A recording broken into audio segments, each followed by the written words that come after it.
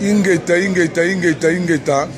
Zalinga inde konabino Ficho Bangu, le grand combattant de Bruxelles, Ficho Bangu, l'homme à la barbe, Ficho Bangu moto pamba. Na siliko ya mabana na biso, a petit na biso ya bakotoyo. Balingi bandi mulaka mambo ya concert ya Fali, ko pesa tout passi. Ya ngoto ya mbabango to ka bango suri ba koloba nini pour la mambo concert à Fali le 22 juin à Paris. Diego. Na siliko pesa o maloba, lobi ni pour la concert ya le 22 à Paris, ya Fali na Paris. Est-ce que Robert doit Robert Tade? Jamais où tu me dis le Robert, tu vas ça la on RT pour mambo ba pikisa. Mais au fallait au ça la elle au ba ça tu kanda, ou te kande bande ko kita.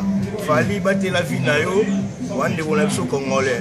Pour essayer ils ont mabé. C'est les gars les garambanda pour naïli pour la Bruxelles. Moni Paris Bruxelles Londres tant ils sangana pour na yo moko. Na yo e robeba.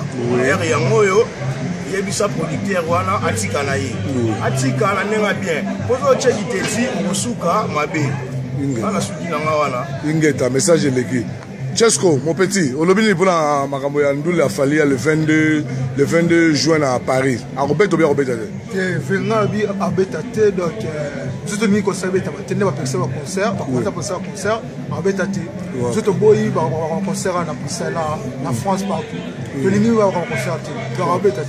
Ok, parce que pour le programme, il faut que ça s'appelle Moroboé, combattant,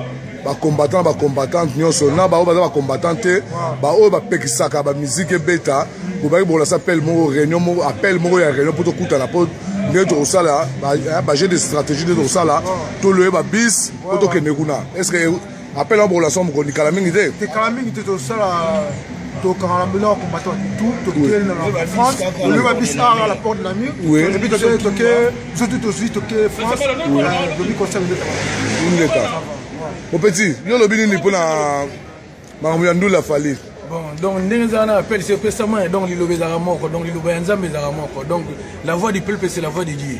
Donc, tellement idéologie, c'est précédemment que non, c'est à qui, on a mis utilité, et ça pour l'intérêt que vous avez dit, et ça pour l'intérêt, moi, il y a un mot à la biso. Il y a un mot de côté distinction, on a dit à ma solo, Talara. Biso a mis qui est vrai, mais on a dit à Bamboka. Donc, on est quand même, vous comprenez. Et on a dit que nous, les Robert, on a maté jusqu'à nouvel ordre, jusqu'à que moi, comme les hommes, na idéologie n'engezala kala yango wana masa nga Fali pupa soko landa nino yo mozomona Fabrice Kimwanga donc yango nazolela na comportement na regretter po yo na yebi ko za idéologie bulega to sola ja trop donc batela Marcosis batela Keina donc on a mis kili ndule de ligne en oti donc paiement tala ozobeta non na bacha boala ozobeta beta na déjà et ça lo bien mais pour la miki yo mo yebikaka idéologie to boya po mboka ezonga nanu pena na idéologie ne que non tina tongo pena ya miliki bani tala nde mboka ezokindi donc yango no monitor expliquer mnoko non ndule zati masala nga dikapuyo zonga mutu ndenge masala no bitala sima po eza idéologie so ba congolais donc batela balifanto tala Keina ma position mo yebi battre la famille donc ça a nous les tolingi en odi expliquer producteur na yo que non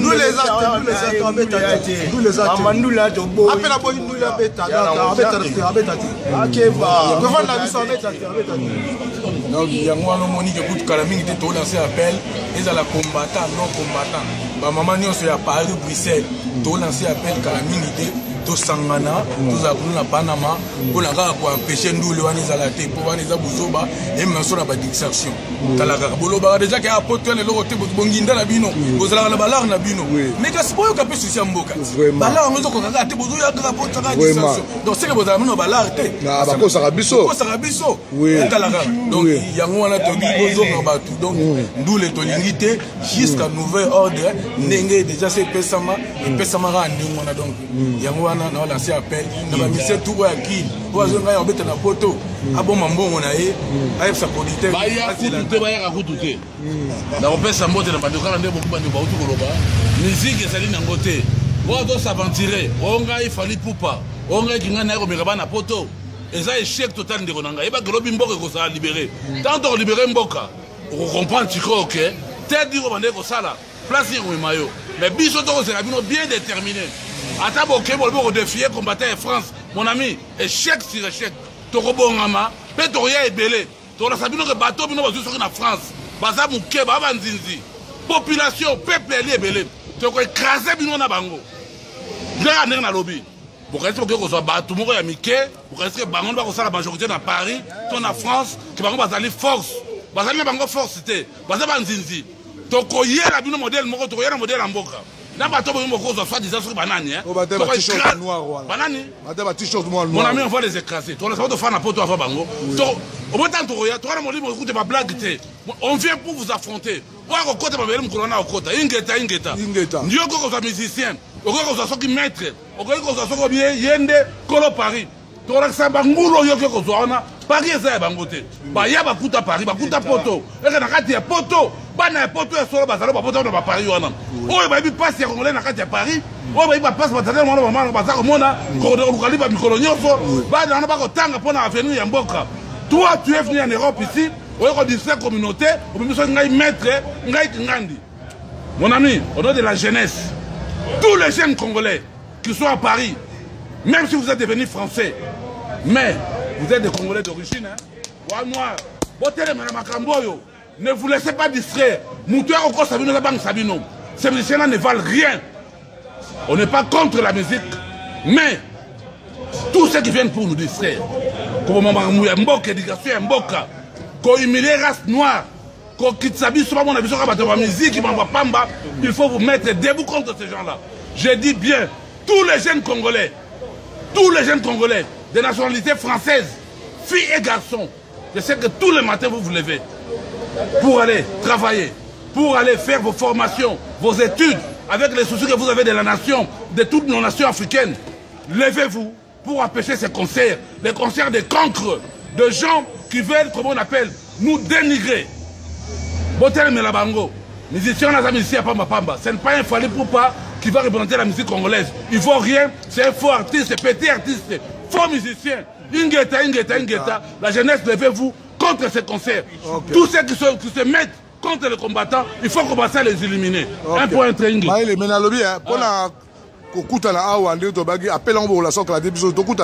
Appelle les relations au Canada, à Belgique, oui. Beaucoup de la Belgique, d'autres entre Bisso, nous avons communiqué, nous avons dit que ça passe au temps à unité. Quel que soit le problème, tout ça, mais Bolingo et Mboka, Bolingo et Congo, il faut que la Nicolas Bablo de notre soir. Tant que tu as gagné pour te faire un temps qui s'est moi Kanda, comme la maman est pure, mais en Belgique, combien ça va continuer?